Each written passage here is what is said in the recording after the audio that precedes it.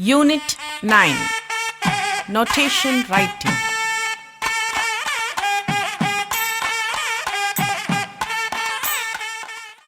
Welcome to the lecture series on Carnatic music. In this session, we shall discuss about the notation writing in Carnatic music. Introduction. Notation or musicography is called Sangeeta Lipi. It is the method by which the various details about a song are represented on paper. In other words, it is the mode of representing music to the eye. For this purpose, many signs and symbols have been devised, and we are now in a position to represent in notation almost all aspects of music. As a medium of transmission of musical thoughts, notation is indisputably important in helping us recognize many aspects of music. Historically, notation provides us with a perspective on the music of the past, which cannot be heard anymore. Moreover, it helps to increase our knowledge of musical structures, both melodic and rhythmic, throughout history. Before the invention of electrical recording devices, notation served as the only means of access to the various aspects of the music of past generations. Additionally, notation has the ability to store any musical work regardless of its acceptance or rejection by contemporary audiences. The musical work is available on paper, even if it is not present in the people's minds. Prior to the use of notation, a song existed only as long as people kept singing it. But once notations originated, it enabled every composer to dictate his musical thoughts to the performer over the ages and across borders as well. Notation and its uses. Notation is of great use in the preservation of the musical compositions composed by our Vagyakaras to posterity. The song written in notation will be helpful to recall to one's memory the song which one had learnt long back and forgotten. In Indian music, an artist has to render a song only from memory, unlike a musician of the Western music who looks into notation while performing. The practice of singing swara passages written in notation enables a student of music to improve his swara jnana. In India, music is taught only through oral teaching. The microtones, quarter tones, and subtle nuances of our Carnatic music can be perceived only if a student learns directly from a guru. Therefore, notation will not be of much use to a beginner who has just started his musical training. However, notation will be useful at a later stage when one acquires sufficient knowledge in music. Then only he will be able to present the compositions with the bhava implied in the song and sing the compositions published with notation. There are two principal systems of notation: script notation or sargam notation, which is used to represent Indian music; staff notation, which is used to represent Western music. In staff notation, the music is written on 5 parallel lines called staff, and the musical notes are written on the lines and in the space between the lines. Key signatures and time signatures are written on the musical staff, which indicates the variety of the note taken by the scale and the rhythm of the song respectively. But in Indian music, though the song is written in a single line, All the details regarding the song are represented by using various signs and symbols. The name of the ragam and the name of the tala are written on the top. They serve the same purpose as that of key signature and time signature used in Western music. Script notation or sargam notation. The signs and symbols used in this system of notation may be classified as follows. Those which indicate the melodic aspect of music, tala or musical time, and other details. Signs and symbols pertaining to the melodic aspect of music. Regarding the melodic aspect of music, the following have to be indicated. Duration of a note or kala pramana, the sthai to which it belongs, the variety of the note, and other details. Duration.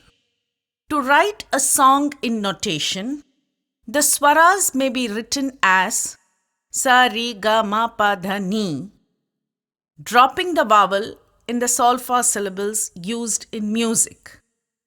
These represent one aksharakala or one unit of time. The swaras may be represented in Tamil as. Similarly, in other Indian languages also, the same method should be adopted. The short syllable of the Indian script is called Hrishvaswara in the languages like Sanskrit, Telugu, etc., and Kuril in Tamil. The long syllable of the Indian script is called Dirghaswara or Nedil in Tamil. They represent notes of the duration of two aksharakalas. The duration of a note may be increased by adding commas or semicolons. If a comma is placed after a note, the duration is increased by one aksharakala or one unit of time. If a semicolon is placed after a note, the duration is increased by two aksharakalas or 2 units of time. Thus, required number of commas and semicolons may be added. Dirgha swaras may also be represented by using only small letters and adding required number of commas and semicolons instead of using capital letters as follows.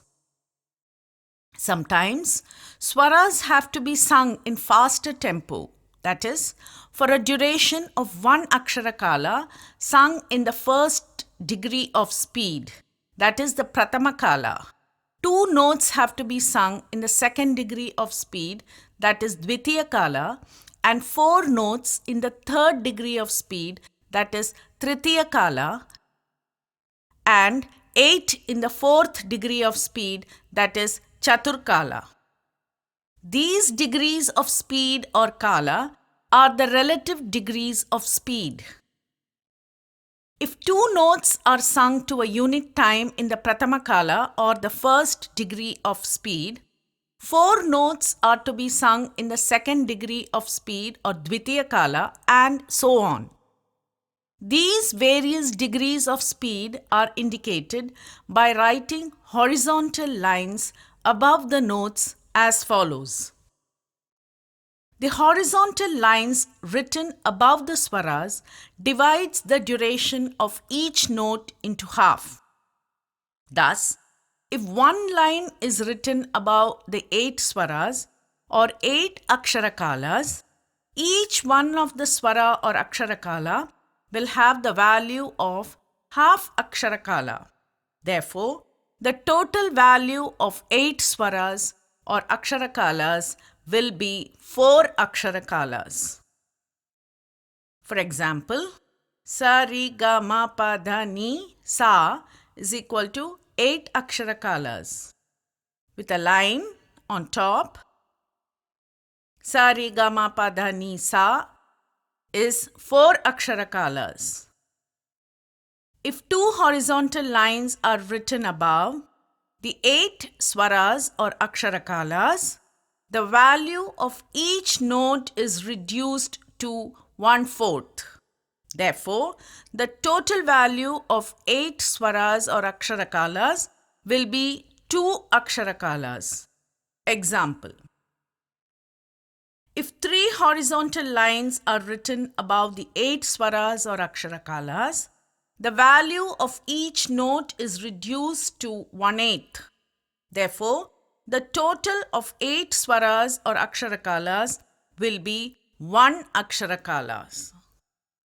For example, sometimes the horizontal lines are placed below the swaras, but if the horizontal lines are placed above the swaras, there will be uniformity of space between the swara and sahitya, especially when 2 or 3 horizontal lines are used. Sthai. Sthai or octave is the pitch of the notes. The swaras starting with madhyasthai shadja up to that of nishada of the same sthai is called madhyasthai. The swaras of this sthai are written as sa re ga ma pa dha ni without any sign. The swaras of the higher octave starting with tarasthai shadja up to that of nishada of that sthai is called tarasthai or hechasthai. This is indicated by putting a dot above the swaras as follows. The octave higher to this sthai, starting with shadja up to nishada, is called antarasthai, and these swaras are indicated by putting 2 dots above the swaras, as in. Similarly, the 7 swaras of the lower octave starting with nishada, which is just below madhyasthai shadja, up to shadja of the lower octave is called mandrasthai or taggasthai, and it is indicated by putting 1 dot below the swaras, as in. The 7 swaras of still lower octave starting with nishada just below that of mandarasthai shadja is called anumandarasthai, and this is indicated by putting 2 dots below the swaras, as in. The 5 sthais may be written as follows: atitarasthai, tarasthai, madhyasthai, mandrasthai, anumandarasthai. The range of a normal voice is usually 2 to 2.5 octaves. The range of flute and nagaswaram is also 2.5 octaves. But in instruments like veena, the range is 3.5 octaves, and in violin it is about 4 octaves. Variety of the swara. The name of the ragam mentioned on the top of a song gives clue to the variety of the swaras taken by a particular ragam, but they may be indicated by using the numerals 1, 2 and 3, or by using the vowel change in the name. In this session, we have seen the symbols for notating sthai, swara and swara duration. In the next session, we shall continue to discuss about notation with respect to other details pertaining to the melodic aspect of music. Thank you.